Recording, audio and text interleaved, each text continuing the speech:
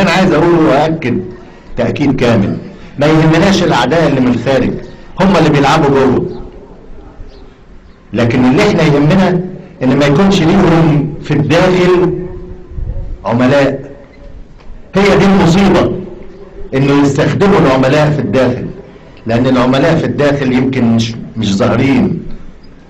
وانا بقول الكلام ده هو عشان كل واحد يفكر.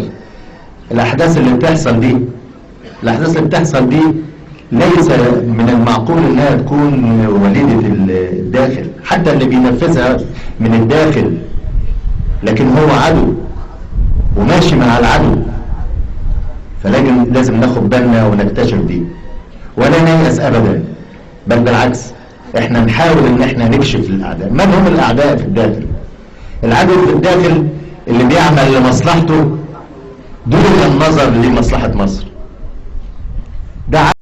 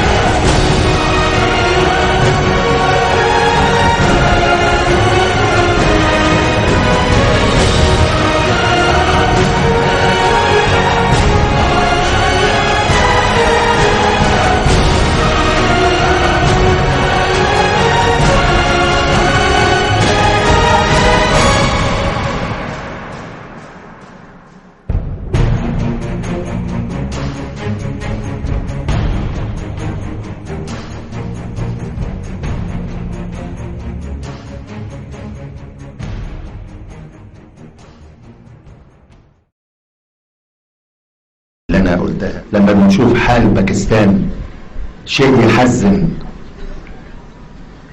العراق شوف وصلت ليه. خدوا بالكم على مصر، لان مصر انا بقول هي قلب الخرشوفة، الباقي كله الورق، لكن مصر هي القلب. المراد هي مصر، لان مصر لو حصل لها حاجة كل المنطقة دي هي هتكون انتهت او هتنتهي. ان شاء الله المنطقة مش هتنتهي ومصر مش هتنتهي، ومصر ان شاء الله هتستمر هي شعلة الوطنية والقومية والامن والامان.